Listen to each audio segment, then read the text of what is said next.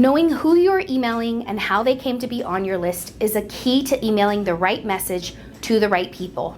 Sending the wrong message to the wrong audience happens more than you'd think. So it's important to take the time to identify who is on your list, how they got there, and what category of contact they belong to. Hi, I'm Jessica Aries, a digital marketing strategist and trainer for lawyers and law firms. I work with some of the largest global law firms and consultancies in the world. If you're here to learn how to better market your law firm or your practice, then you're in the right place. Go ahead and hit the subscribe button and hit that bell so you can never miss a video. How many of us have said this to ourselves? I know I should be emailing my contacts, I just don't know what to write.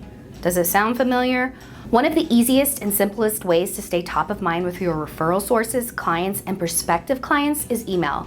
However, so many lawyers do this incorrectly. I almost didn't want to make this video because it hurts me how many bad lawyer emails I get. Ouch. In this video, we'll cover the 4 steps you need to take to start developing an email marketing campaign for your law firm. Plus, I'll help you overcome a few of the common pitfalls I see lawyers make when they're emailing their clients, prospects, and referral sources. If you're ready to get started, then keep watching.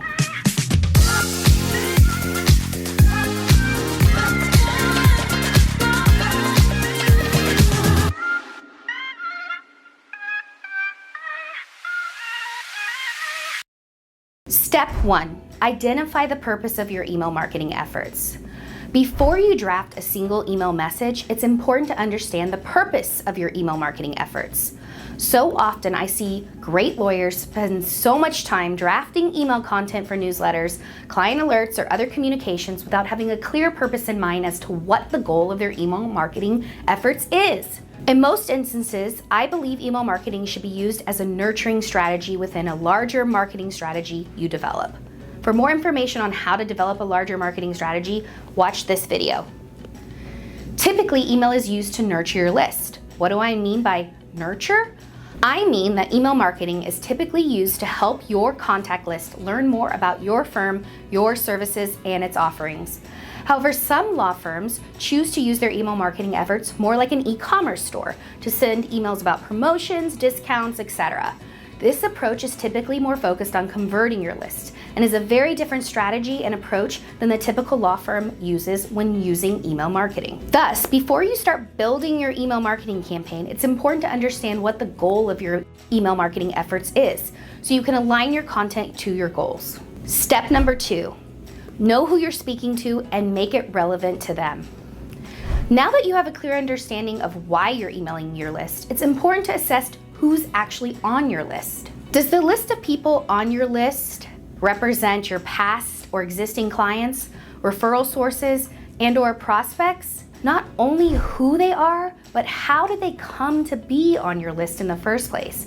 Were these contacts you met at a conference, referral sources you met through a networking event, prospects who sent you their email to learn more about your services, or someone who simply just came to your website and downloaded a brochure?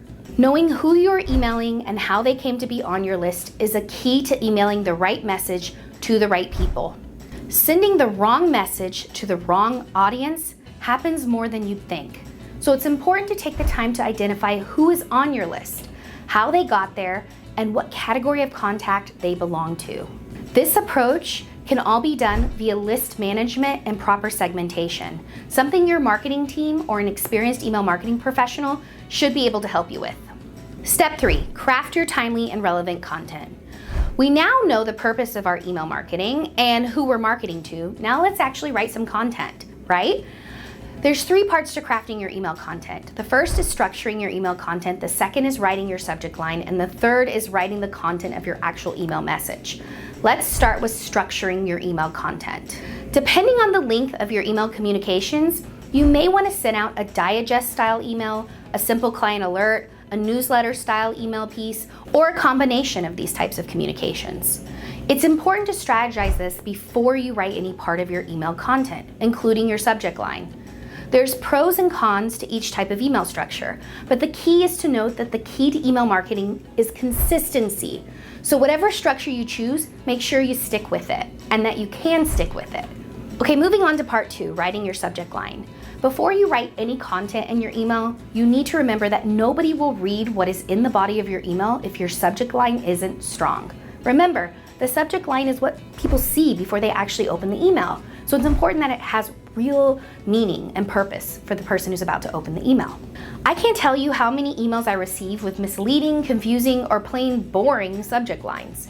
If the subject line of your email is Client Alert 2022, then you're not likely going to get anyone to open that email unless they are super loyal readers or employees of the firm. Whereas a subject line like US regulators announce major shift to oil and gas taxes, or new privacy regulations your company may be subject to, or tips for forming an S Corp, etc., those are relevant and timely subject lines. These subject lines express value and why people should click them and open the email. Moving on to part 3, writing your email content. Are you ready for this? The part we've all been waiting for. One of the most common mistakes I see lawyers make when writing to their contacts is they write like they're writing for a law journal instead of for an email. I don't want you to fall victim to this, so here are a few tips when writing your email content to remember. First of all, white space is your friend. Line breaks, paragraph breaks, they may feel unnatural if you're used to writing long verbose content or if you're used to writing for law journals, but they are your friend and they help keep the audience's attention, so use them.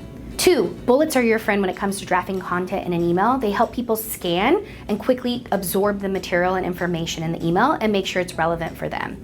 And 3rd, keep it concise and to the point. Nobody wants to read a long verbose email. And finally, it's a best practice to make sure you have a short paragraph or lead paragraph at the top of your email that links back to your website. This will allow you to better track who's actually clicked through and measure whether or not the content that you're writing is actually something your contacts want to read. This leads me to the final step in setting up a great email marketing strategy, and that's optimization.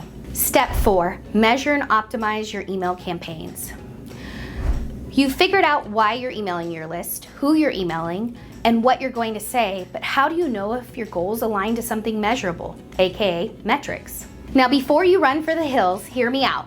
It's impossible to know if something is working if there's no way to measure it. It's important you know how to measure your email marketing and you know how to improve on the work you've done in the past. Otherwise, what's the point of all the effort? This is where optimization comes in. I know, that word is scary sounding, but optimization is not a fancy word. It means looking at the email marketing you're doing and seeing what is performing well and what isn't, and adjusting your plan accordingly. Here's some questions I'd ask. Did you send your email campaign to the right list of contacts? Did your subject line make a good case for why someone should open your email? What was the deliverability score of your email? Better yet, did you send your email at a time of day when people would actually be looking at their email?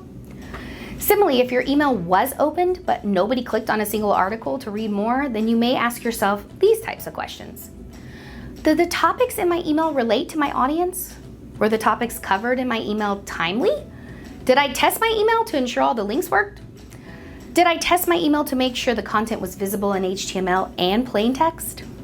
Believe it or not, a lot of people don't allow HTML-friendly emails, so making sure your email shows up both in HTML and plain text is important.